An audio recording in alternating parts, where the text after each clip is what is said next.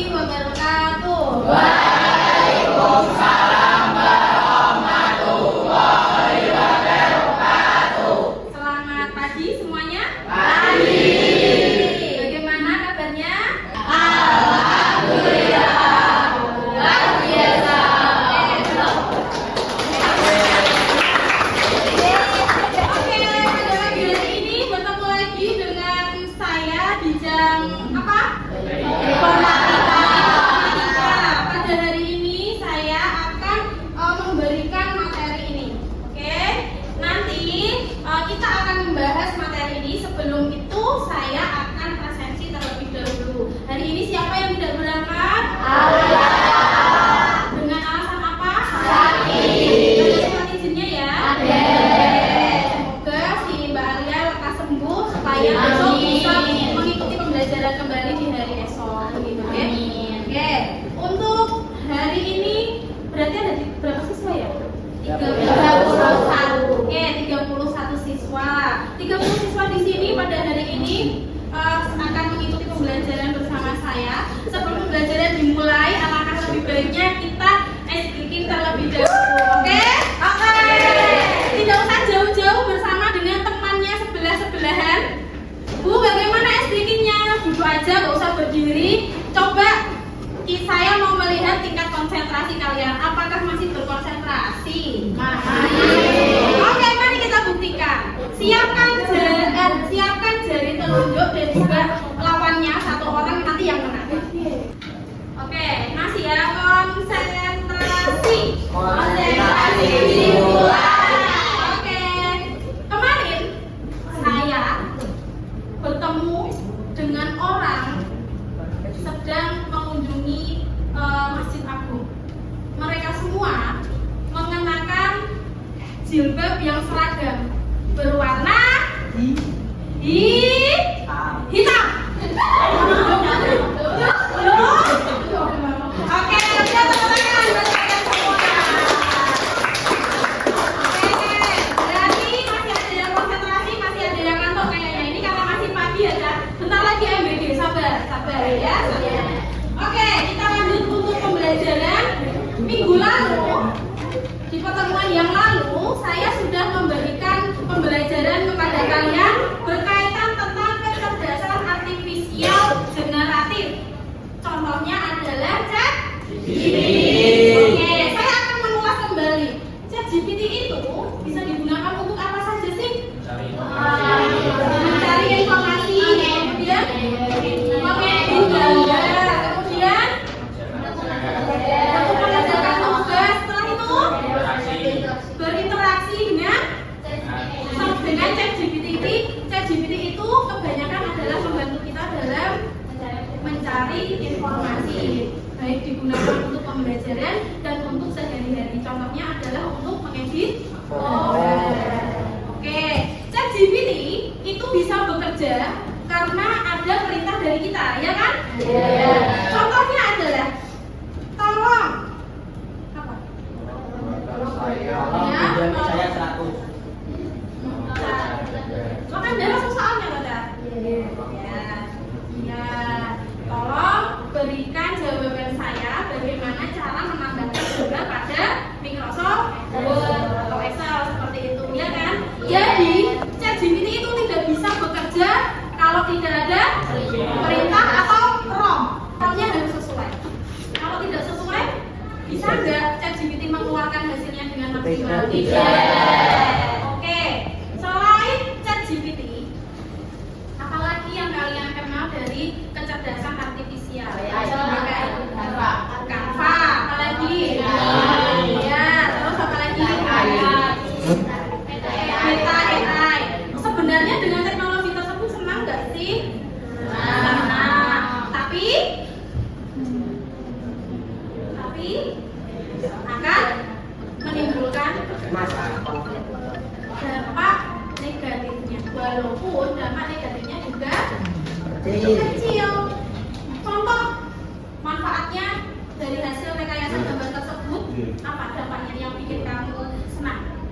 Seolah-olah bisa jalan-jalan. Oke, seolah-olah bisa jalan-jalan. Kemudian bisa merasakan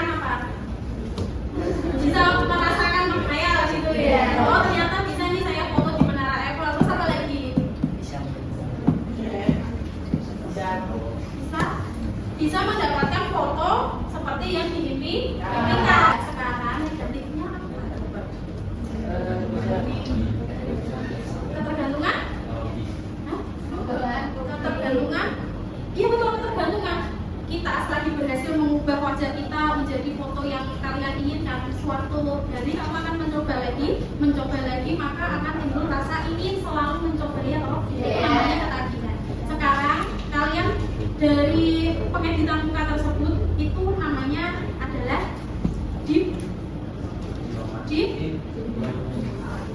Pernah nggak kalian melihat zaman sekarang kalian itu bisa banyak melihat di Instagram, di TikTok, wajahnya orang yang berjilbab tiba-tiba diedit dengan tubuh seseorang yang memakai baju mini, rok pendek, bajunya kropped, tidak pakai jilbab. Ada kan?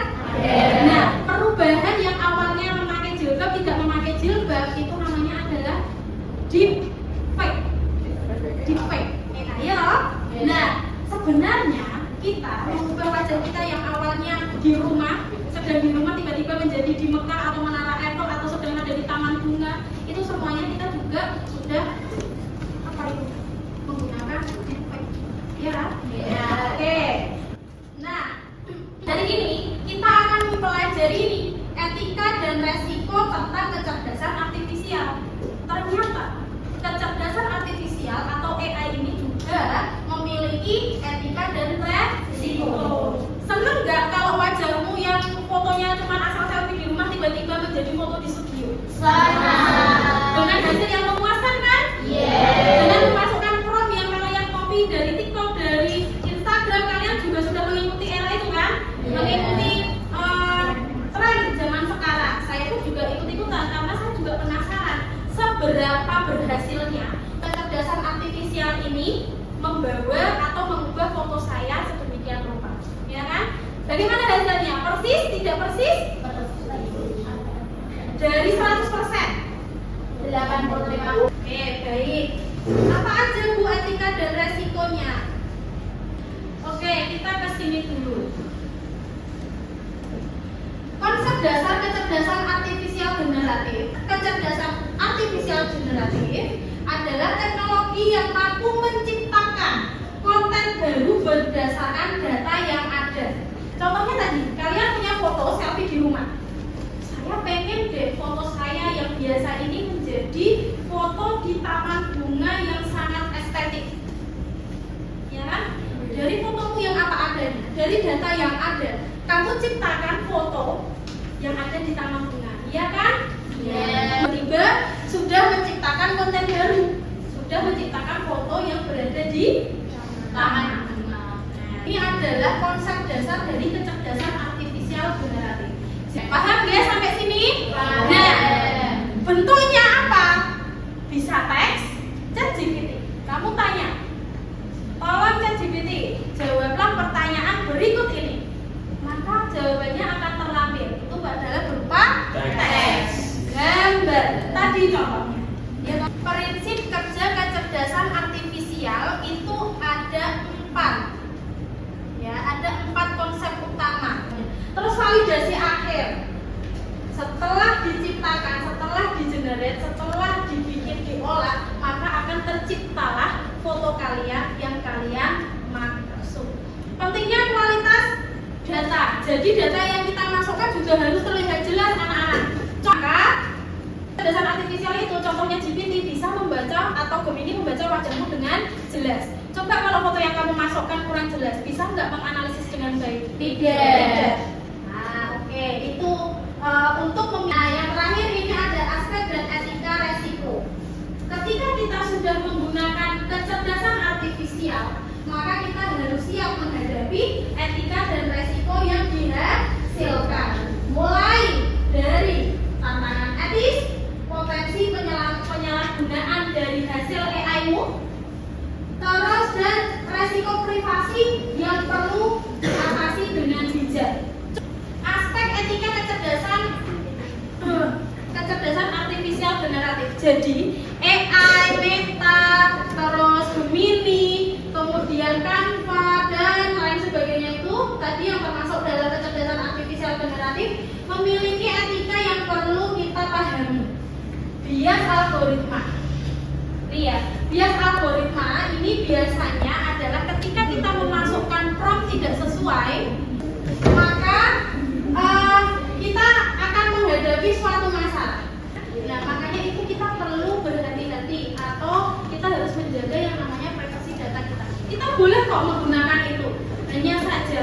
jangan terlalu berlebihan dan vulgar. Sekali lagi saya ingatkan dan saya pertegas, boleh tidak menggunakan kecerdasan artifisial generatif? Boleh. Boleh tidak mengikuti tren yang sekarang sedang tren? Boleh. Tapi apa yang harus kalian pahami? Etika dalam penggunaan. Oke, berarti sudah paham ya? Contoh resiko ketika itu salah digunakan. Contohnya apa? Penyebaran berita hoax atau informasi yang tidak benar, ya kan? Saya memiliki beberapa contoh, beberapa gambar. Coba kalian analisis. Itu menggunakan AI atau asli? Coba dianalisis ya. Oke, dilihat dulu. Nih, coba ini kira-kira gambar asli atau hasil dari penggunaan kecerdasan artifisial generatif? Asli. AI. Asli atau AI? Coba dianalisis. Oke. Siapa yang menyatakan AI? Tunjuk tangan. Tunjuk tangan. Yang menyatakan ini asli? Yang menyatakan asli apa alasannya? Karena apa? Kalau AI nggak mungkin dulu sama saya Zoom. Yang lain mas? Kenapa? Kamu? Kenapa? Kamu menyatakan apa tadi? Asli atau AI? Kenapa AI? Karena gambarnya nggak logis. Oke, coba kita analisis bersama. Biasanya AI itu gampang sekali, atau ketika kita menggunakan KA generatif itu biasanya terlihat dari jumlah dilihat.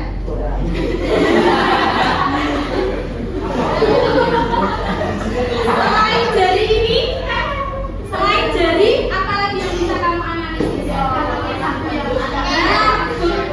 betul ini. Nggak ada kakinya, Bu. Tadi nggak lihat. Mana lagi? Yang satu yang mana? Coba bisa maju, tunjukkan, maju. Ayo tunjukkan, ayo cepat. Ya maju. Ya jangan dari sini, maju. Boleh, ayo. Salah nggak apa-apa, ayo. Yang mana? Tadi yang pertama yang mana? Yang tadi yang mana? Terus yang mana lagi? Ada lagi? Tangannya besar. Yang mana? Saya nggak tahu yang mana tangannya besar, yang mana? Yang mana Ali? Coba tunjukkan. Oke, betul. Tangannya besar, jarinya ada 3. Itu ada jarinya cuma ada 3. Totalnya 3. 1, 2, dan 3 di bawah situ. Oke, lanjut. Ya berarti ini AI atau juga bisa kok nanti dipraktekkan ya. Bu, Iya? izin Ya, bertanya. boleh. Bagaimana sih Bu kira-kira untuk membuat gambar yang semisal lagi tidur, terus jadi gambar yang di Paris atau di London, itu bagaimana Bu kira-kira?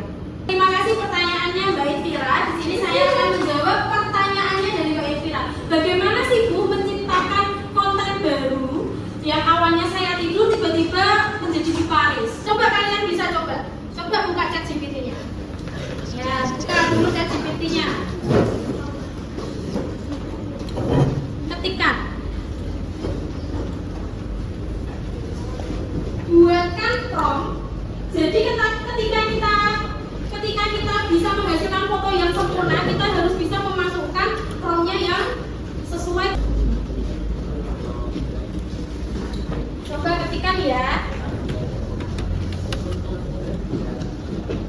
Buatkan prompt, tinggal diklik enter atau dicari. Oke.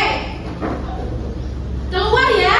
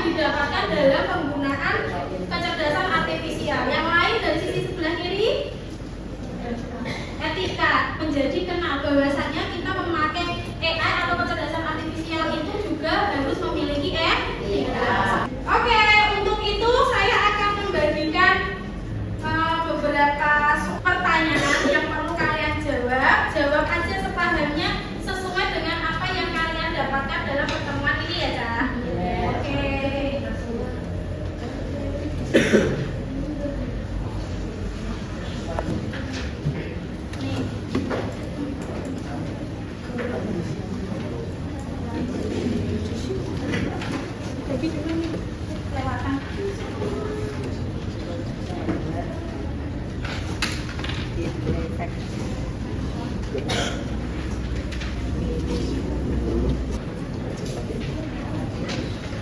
Ditulis ya, kasih nama panggilan, udah nomor absen aja nggak apa-apa. Oke anak-anak, sudah selesai? Anak-anak sudah selesai? Oke,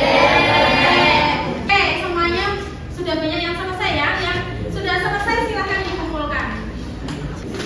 Oke, terima kasih. Oke, makasih. Oke, yang sudah lagi. Bagaimana untuk pembelajaran hari ini? Seru banget. Serunya bagaimana bisa bisa diterjemahkan serunya?